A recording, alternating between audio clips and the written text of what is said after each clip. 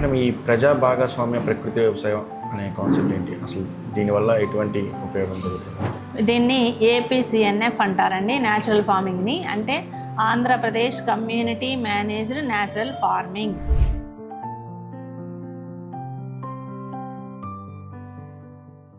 ప్రజా భాగస్వామ్య ప్రకృతి వ్యవసాయం అంటే ఇది ముఖ్యంగా కమ్యూనిటీతో చేసేటటువంటి వ్యవసాయం. కమ్యూనిటీ అంటే గ్రామ సంఘాలు ఉన్నాయి. ఈ గ్రామాలలో ఒక్కొక్క గ్రామ సంఘంలో SHG groups, self help groups అంటే స్వయం సహాయక సంఘాలు ఉంటాయి. ఒక్కొక్క సంఘంలో 10 నుంచి 15 వరకు సభ్యులు ఉంటారు. అయితే ఇలా మనం ప్రకృతి వ్యవసాయంలో ఈ గ్రామ సంఘాలలో ఎవరైతే మహిళలు కొంచెం చదువుకొని వ్యవసాయం చేస్తూ ప్రకృతి వ్యవసాయం పట్ల ఆసక్తి కలిగి ఉన్నారో ఆ కుటుంబాల ద్వారా ప్రజల్లోకి ప్రకృతి వ్యవసాయాన్ని తీసుకువెళ్తాం. వాళ్ళలో యాక్టివ్గా ఉన్న వారిని మనం ఐసీఆర్పీస్ అంటారు.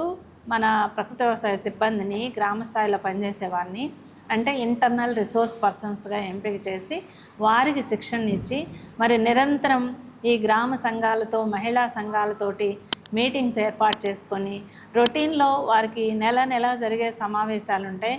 గ్రామ సమావేశాలు, మండల సమాఖ్య సమావేశాలు, జిల్లా సమాఖ్యలు, ఇలా ప్రతి లెవెల్లో కూడా ప్రకృతి వ్యవసాయాన్ని ఒక ఎజెండాగా చేర్పించి ఆ ప్రకృతి వ్యవసాయం మీద చర్చ జరిపి ఎందుకు ప్రకృతి వ్యవసాయం చేయాలి, ఎలా చేయాలి, ఎవరు చేయాలి అనే అంశాలన్నీ కూడా, దానికి కావలసిన వనరులు ఏంటి, మనం రసాయనిక ఎరువులు, పురుగు మందులు పిచికారీ చేయకపోతే దానికి ప్రత్యామ్నాయంగా మనం ఏమి ఉపయోగిస్తాం ప్రకృతి వ్యవసాయంలో.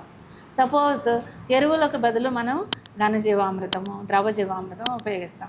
వీటన్నిటికన్నా ముందుగా PMDS అంటే ప్రీ మాన్సూన్ డ్రై సోయింగ్ అంటే ఋతుపవనాలు రావడానికి ముందుగానే వేసవిలో విత్తనాలు విత్తుకుంటాం. అది కూడా పలు రకాల పంటలు. ఈ సంవత్సరం అయితే 30 రకాల పంటలతో PMDS విత్తనాలు తయారు చేసి రైతుల పొలాల్లో వేయించాలని మేము లక్ష్యంగా పెట్టుకోవడం జరిగింది. గత సంవత్సరం అలా వేసిన పొలాల్లో చాలా మంచి రిజల్ట్స్ వచ్చాయండి. పొలాలు ఆరోగ్యంగా ఉన్నాయి, మొక్కలు ఆరోగ్యంగా ఉన్నాయి, పంటలు బాగా పండినాయి, కలుపు లేదు. PMDS వేసిన పొలాల్లో నీటిని నిల్వ ఉంచుకునే సామర్థ్యం పెరిగింది, ప్రకృతి వైపరీత్యాలను తట్టుకుంటుంది. క్రాప్ రెసిలియన్స్ అంటారు. వరదలు వచ్చినా, వర్షాలు వచ్చినా కానీ ప్రకృతి వ్యవసాయ పొలాలన్నీ తట్టుకొని నిలబడగలుగుతున్నాయి. అలాగే వర్షాభావ పరిస్థితుల్లో కూడా తట్టుకొని నిలబడగలుగుతున్నాయి. ఎందుకంటే వేరు వ్యవస్థ చాలా ఆరోగ్యంగా, చాలా పెద్దగా అభివృద్ధి చెంది ఉండటం వల్ల అవి ఎంత పెద్ద గాలులు వీచినప్పటికీ కూడా పంట పొలాలు పడిపోకుండా నిలబడి మంచిగా ఆదాయాన్ని ఇస్తున్నాయి. ఆరోగ్యవంతమైన పంటలు రైతులు తీసుకోగలుగుతున్నారు.